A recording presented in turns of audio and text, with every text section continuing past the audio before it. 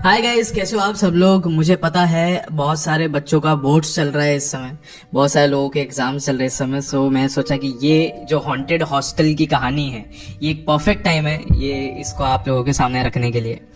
And guys, hostel एक ऐसी जगह होती है ना जहाँ पे ज़्यादातर लोगों की जो जिंदगी है, जो मेमोरीज है, वो वहीं पे बनती है। लोग वहीं पे हर एक चीज़ों को अच्छे से सीखते हैं।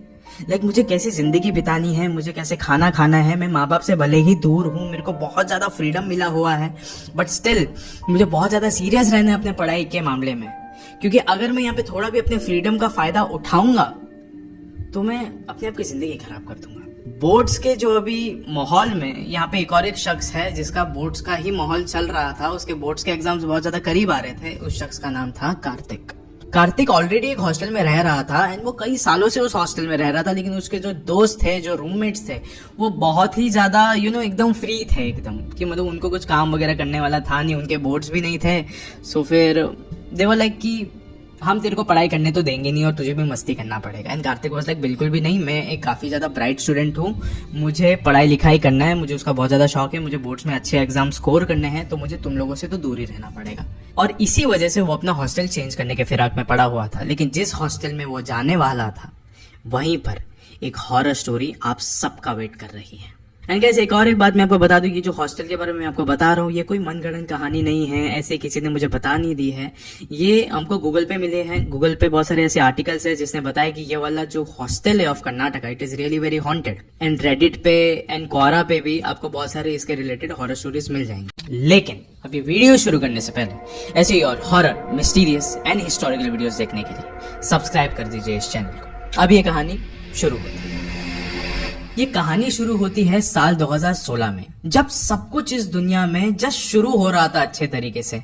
मोबाइल रेवोल्यूशन आ रहे हैं, फोन बहुत ज्यादा सस्ते, अफोर्डेबल और अच्छे अच्छे फीचर्स के साथ आ रहे थे। इंस्टाग्राम, व्हाट्सएप, ट्विटर, ये सारी चीजें एकदम बहुत ज्यादा बाहर आ रही थी। सोशल मीडिया से लोग रूबरू हो रहे थे अच्छे तरीके से। मतलब ये दुनिया कोई तो नई चीज की तरफ आगे बढ़ रही है। और वहीं पे काफी स्मार्ट सा स्टूडेंट था जिसका नाम था कार्तिक, जिसके जस्ट अभी बोर्ड जाने वाले थे। वो रियली वेरी ब्राइट स्टूडेंट, वो साउथ इंडिया में रहने वाला लड़का था, वेरी ब्राइट स्टूडेंट। लेकिन अभी बेचारे के बोर्ड आ रहे हैं नजदीक, उसके दोस्त उसको पढ़ने नहीं दे रहे हैं क्योंकि उसके रूममेट्स ऐसे थे कि हमको खाली पासिंग मार्क्स लाने हैं और हम तो भाई तेरे क्लास में पढ़ते भी नहीं है।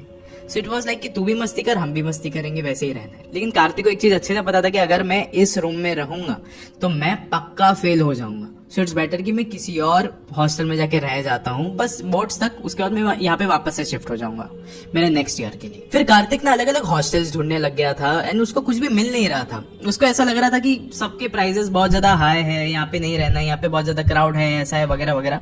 फिर उसके रूममेट ने उसको एक चीज बोला, भाई देख प्राइवेट वाला तेरे को अभी तो मिलेगा नहीं क्योंकि जस्ट अभी बोर्ड शुरू होने वाले और इसी वक्त तुझे शिफ्ट होना है। तो एक काम करना, यहाँ पे यहीं पे पास में ही एक हॉस्टल है, वहां पे जाके रह ले। और वो गवर्नमेंट हॉस्टल है और वहां पे ना ज्यादा लोग रहते भी नहीं है, बहुत कम है वहां पे लोग, तो तू शांति से वहां पे पढ़ाई कर पाएगा।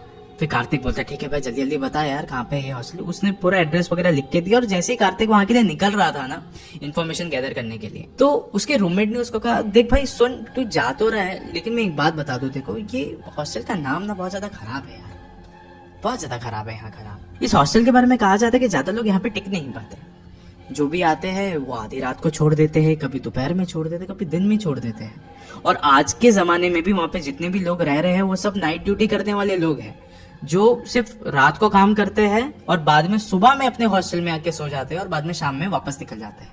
मतलब यहाँ पे रात में तो अकेला ही रहेगा दोस्त। फिर उसने कहा हाँ हाँ ठीक है, रात को तो मैं वैसे भी जल्दी सो जाता हूँ यार, और मैं तो शायद से घर से बाहर भी नहीं जाऊंगा रात को। फिर उसके रूममेट ने कहा कि तू नहीं जा सकता बाहर, लेकिन जो बाहर है वो तो अंदर आ सकते हैं ना। फिर कार्तिक ने कहा कि भाई मुझे क्यों डरा रहा है, मुझे पढ़ाई करने देना है यार। फिर अगले दिन वो चले जाता है उस गवर्नमेंट हॉस्टल में शिफ्ट होने के लिए फाइनली। फिर अगले दिन जैसे वो चले जाते हैं अपने 2 सूटकेस के साथ, उसने देखा कि एकदम खंडर जैसा ही है हॉस्टल। रिसेप्शन में गया, वहां से चाबी लिया, जो पैसे थे वो दे दिए।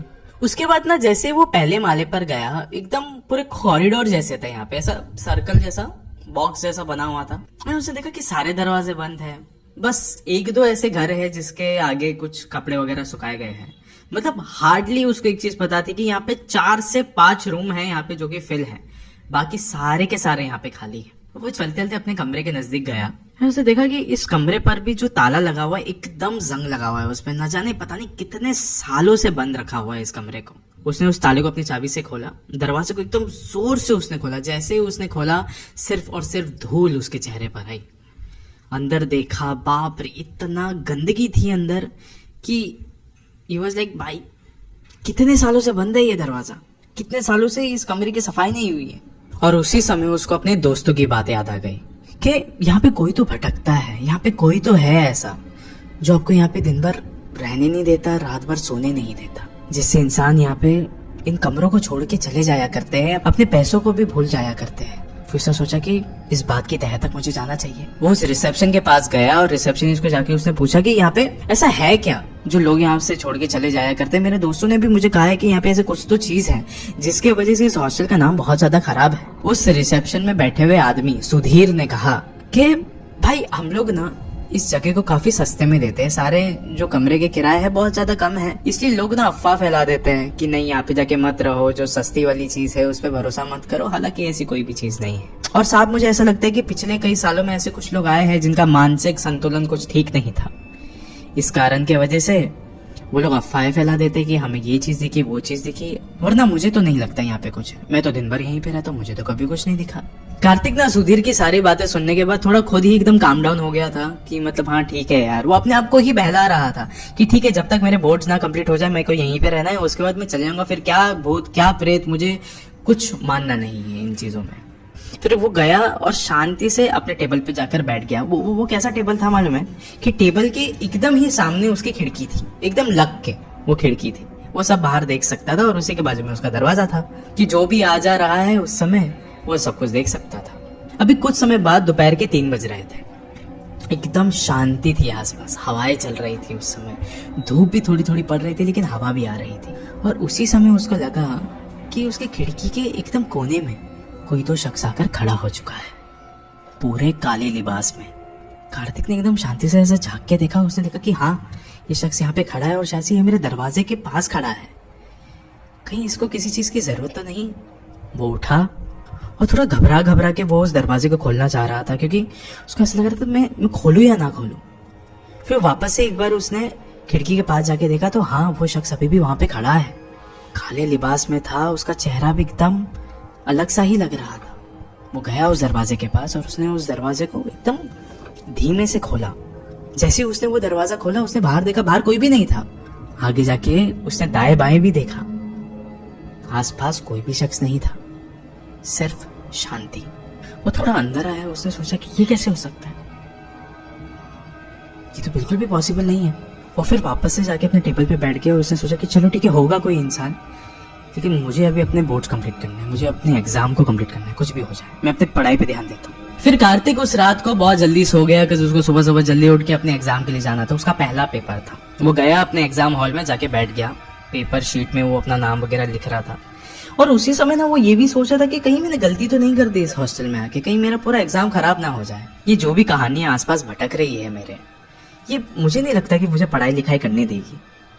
लेकिन फिर भी उसके बैक ऑफ द माइंड पे ये भी चल रहा था कि यहाँ का जो प्राइस है वो भी बहुत ज्यादा कम है, मैं पढ़ाई पे ध्यान भी दे पाऊंगा क्योंकि मैं अकेला रहूंगा ना अपने कमरे में, शायद ध्यान तो दे पाऊंगा। फिर उसके बाद वैसे ही सोच सोच के उसने अपना पेपर वगैरह भी कंप्लीट कर लिया। उसका पेपर बहुत अच्छे तरीके से गया। फिर कार्तिक को ऐसा लगने लग रहा था कि भले कल कुछ भी हुआ हो लेकिन मेरा पेपर तो काफी अच्छा गया, तो मुझे कोई प्रॉब्लम नहीं है यहाँ पे रहने के लिए।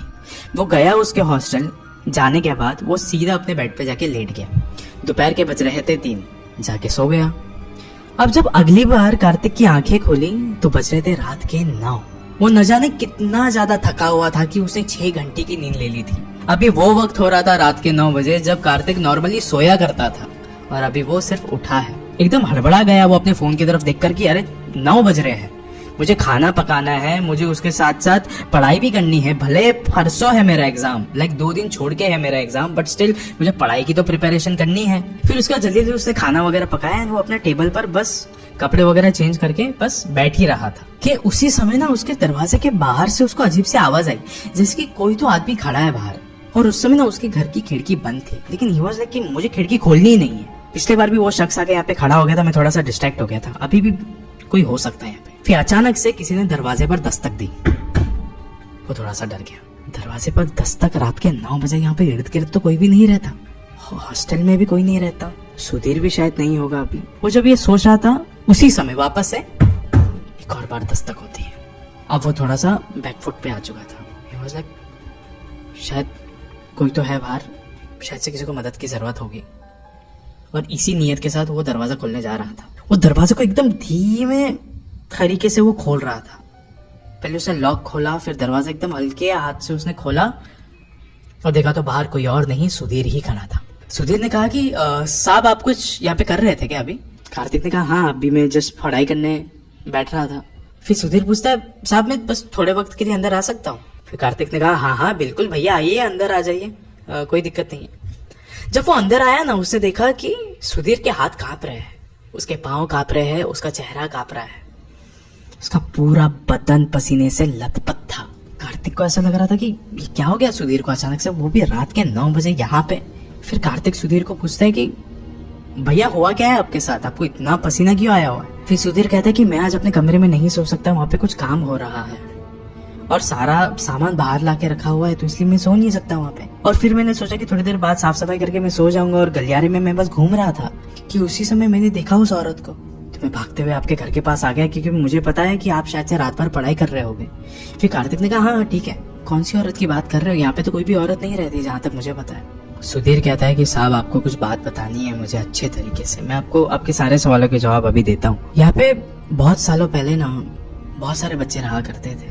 यहाँ पे पास के कॉलेज के सारे थे बच्चे, वो इसी हॉस्टल में आके रहा करते थे। उस समय यहाँ पे एक औरत रहा करती थी, काम वगैरह करती थी यहाँ पे, फाइल वगैरह के। उसके बाद पता नहीं क्या हुआ मेरे मालिक और उस औरत के बीच में कि उस औरत ने अपने आप को जला दिया जिंदा। और उस समय बहुत सारे स्टूडेंट्स यहाँ पे मौजूद थे, किसी ने भी उसकी मदद नहीं करी। मैं उस समय यहाँ पे आया नहीं था, लेकिन ये बस कहानी मैंने सुनी है कि एक औरत यहाँ पे जल रही थी। हर किसी के घर में पानी था, बाल्टियां थी, लेकिन किसी ने भी उस आग को बुझाने की कोशिश नहीं करी थी। मेरे मालिक भी उस समय यहीं पे मौजूद थे और शायद से वो तो हंस रहे थे उस औरत को देखकर। फिर भी किसी ने उस औरत की मदद नहीं करी। एक्चुअली साहब उस दौरान मैं अपने गाँव में गया हुआ था कुछ दिनों के लिए, और उसी बीच में ये सारी चीजें हो गई। जब अगले दिन मैं यहाँ पे वापस लौटा और इसी गलियारे में मैं घूम रहा था, और उस समय मैंने सुना कि एक औरत मेरे काफी करीब आ रही है।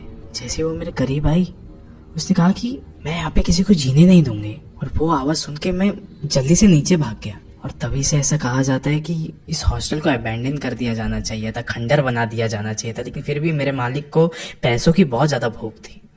उन्होंने सोचा कि नहीं, जब तक पैसे आ रहे हैं आने दो। जो आसपास लोग रहते हैं वो तो इसको भूतों का मकान भी कहते हैं, लेकिन फिर भी लोग यहाँ पे आते जाते रहते हैं सिर्फ नाम रखने के लिए, रहने के लिए तो यहाँ कोई नहीं आता साहब। फिर कार्तिक ने कहा मैं आया तो था आपके पास पूछने के लिए सब चीजें। उस समय आपने मुझे कुछ भी सच नहीं बताया, सब कुछ झूठ बताया आपने मुझे। फिर सुधीर ने कहा कि हाँ, मेरे साहब ने मुझे कहा था, मेरे मालिक ने मुझे कहा था कि ये जो भी आए उसको कुछ भी सच मत बताना, वरना वो यहाँ से चला जाएगा और ये महीने का जो किराया है वो हमें नहीं मिल पाएगा। और यही कारण मैंने आपको यहाँ पे रहने दिया। लेकिन साहब अभी तो मैं आपको सब कुछ सच बता रहा हूँ। फिर उसके बाद कार्तिक कहता है मैं अभी यहाँ पे एक पल नहीं रुक सकता। और वो फटाफट अपना सूटकेस पैक करने लग गया। जैसे वो अपना सूटकेस पैक करने लग गया, सुधीर ने कहा कि साहब बिल्कुल भी नहीं, आप नहीं जा सकते, आपको आज रात इस घर की दहलीज पार करनी ही नहीं चाहिए। फिर कार्तिक कहता है क्यों, ऐसी जगह पे मैं क्यों रुकूं? फिर सुधीर कहता है क्योंकि बाहर से मुझे अभी भी उस औरत के कदमों की आहट सुनाई दे रही है। वो भटक रही है बाहर भूख के मारे। आज नहीं तो कल वापस से किसी ना किसी को खा जाएगी वो। आप प्लीज बाहर ना जाइए, कृपया करके घर पर ही बैठिए, भले आप कल सुबह चले जाना। फिर कार्तिक कहता है नहीं, कल सुबह तक मैं जिंदा बचूंगा तो ना, 2 दिन बाद मेरे बोर्ड एग्जाम है, मुझे कहीं पे बैठ के शांति से पढ़ाई करना है। और कार्तिक ने ये भी कहा सुधीर को कि मुझे बिल्कुल भी फर्क नहीं पड़ता यहाँ पे कौन जिंदा था, कौन मर चुका है, कौन अभी भूत है, और या फिर आप किस चीज के बारे में क्या सोचते हो। मैं आज रात यहाँ पे बिल्कुल भी नहीं रहना चाहता, मैं एक दिन भी यहाँ नहीं बिता सकता, एक पल भी नहीं। उसने ऑलरेडी अपने फोन से एक टैक्सी बुक कर रखी थी और उसने अपना सब कुछ सूटकेस वगैरह सब कुछ उसने पैक किया, दरवाजे को खोला और अब उसने उस दहलीज को पार कर दिया था। जैसे ही वो बाहर गया उसने देखा कि बाहर सिर्फ अंधेरा है, किसी के घर की बाहर की लाइट भी चालू नहीं थी उस समय, सिर्फ और सिर्फ अंधेरा, सिर्फ अंधेरा। वो एकदम चलते चलते बाहर जा रहा था और पता नहीं बहुत ही ज्यादा सन्नाटा लग रहा था उसको। सुधीर की भी आवाज पीछे से नहीं आ रही, क्योंकि सुधीर भी अभी पीछे हट चुका था, उसी कमरे में एकदम शांति से बैठा हुआ था। और उसने भी बोला दरवाजा बंद कर दिया था, क्योंकि वो भी डर रहा था कि वो औरत कहीं अंदर आके उसको अपने लपेटे में ना ले ले। वो चलते चलते जा तो रहा था, उसको ये शांति बहुत ज्यादा खड़क रही थी, लेकिन फिर भी एकदम गुस्से में था उस समय कार्तिक कि मेरा वक्त बहुत ज्यादा जाया हो चुका है यहाँ पे रह रहे के। मैंने अपनी पढ़ाई का भी बहुत ज्यादा मजाक उड़ाया है यहाँ पे आकर। वहीं पे रह जाता क्या हो जाता। वो शांति से पहले माले से नीचे उतर गया और सामने उसकी गाड़ी खड़ी थी, वहां जाके उसने उस सूटकेस को अंदर रख दिया। फिर उसको याद आया जब मैं यहाँ पे आया था तो उस समय मेरे पास एक सूटकेस नहीं, मेरे पास दो थे। उसने कहा कि शायद मुझे वापस से ऊपर जाना पड़ेगा। ठीक है, वो एकदम चलते चलते ऊपर गया और वो बस अभी जाने ही वाला था उसके कमरे के पास कि उसी समय पीछे से उसको किसी औरत की आवाज आई, जैसे कि कोई तो उसको बुला रहा है, पुकार रहा है। कार्तिक पीछे मुड़ा और उसने देखा कि ठीक सामने कॉरिडोर के ठीक एंड में एक औरत खड़ी है, काले कलर के लिबास में, एकदम घूर के देख रही थी वो मुस्कान के साथ। शायद से वो बुला रही थी कार्तिक को। और कार्तिक ने भी एक मुस्कुराहट के साथ उसको देखा और उसको इस समय कुछ महसूस ही नहीं हो रहा था कि मैं इतना ज्यादा डरा हुआ था वगैरह वगैरह, सब कुछ भूल चुका था। धीरे धीरे करके उस औरत ने उसको इशारा किया कि मेरे नजदीक आओ थोड़ा। कार्तिक दबे हुए कदमों के साथ उस औरत के करीब जा रहा था। वो औरत सीढ़ियों के पास ही खड़ी थी। वो बस चल रहा है, चल रहा है, चल रहा है, जैसे कि एकदम मोहित हो चुका हो उस औरत के सामने। वो जैसे उस औरत के एकदम करीब गया, सुधीर ने झटके से कार्तिक को पकड़ के सीढ़ियों के नीचे लेके चला गया एकदम भागते हुए। और उस समय कार्तिक भी देख सकता था कि वो औरत एकदम शैतानी आवाज निकाल कर चीख के कार्तिक का पीछा करने लग रही थी, उसके पीछे भाग रही थी। कार्तिक को ऐसा लग रहा था न जाने मेरे साथ क्या हो जाता अगर मैं उस औरत के और ज्यादा नजदीक चले जाता तो शायद ये मुझे खा ही जाती उस समय। सुधीर एकदम भागते हुए उसको एकदम नीचे लेके गया, उसका ब्रीफकेस उठाया और गाड़ी के अंदर घुस गया और कार्तिक को भी खींच के अंदर ले लिया। और उसको कहा था, मैंने तुम्हें कहा था ना कि यहाँ पे एक औरत है जो भटक रही है, जो किसी को भी खा जाती है, जिंदा मार देती है। फिर कार्तिक एकदम शांत हो चुका था कि ठीक है अभी यहाँ से निकल जाते हैं हम लोग। लेकिन एक चीज वो ना देख सकते थे कि पीछे से एक और एक गाड़ी आ रही है और वो गाड़ी अभी रुक चुकी थी। और फिर कार्तिक ने सुधीर को पूछा कि सुधीर ये किसकी गाड़ी है। फिर सुधीर कहता है कि ये मेरे मालिक की गाड़ी है, वो आज रात को आने वाले थे यहाँ पे, मैंने उन्हें खुद बुलाया है। अभी कुछ ही समय पहले मैंने उनको कॉल करके बुलाया यहाँ पे। उन्हीं के वजह से इस औरत की मौत हुई थी और आज वो औरत और मालिक सामने होने चाहिए। मैं खुद नहीं रहूँगा यहाँ पे इस बार मालिक को बचाने के लिए। 6 बार मैं अपने मालिक की जान बचा चुका हूँ उस औरत से, लेकिन आज मैं यहाँ पे खुद नहीं रहूँगा। जो होगा उस औरत और मालिक के बीच में होगा। वो औरत एक भूत है और मालिक एक इंसान। हम अच्छे से जानते हैं कि जीत किसकी होगी इस बार। इसके बाद उसके मालिक का क्या हुआ किसी को कुछ पता नहीं चला। हर वक्त सिर्फ मैंने यही सुना हो इस जगह के बारे में कि यहाँ पे जो भी जाता है या तो वो पागल हो जाता है या तो वो गायब हो जाता है। यहाँ पे अगर रह रहा है तो एकदम घुट घुट के रह रहा है। आप भी सर्च कर सकते हैं गूगल पे the haunted hostel of Karnataka, आपको भी मिल जाएगी इसकी बहुत सारी कहानियां। आज इस वीडियो के अंत में मैं ना आपको बस यही कहना चाहूंगा कि कहीं पर भी जाओ उस जगह का इतिहास अच्छे से जान जाओ, वरना हो सकता है कि अगली कहानी इसी चैनल पर मैं आपकी ही सुना रहा हूं। हो सकता है, क्यों नहीं। बहुत बहुत शुक्रिया।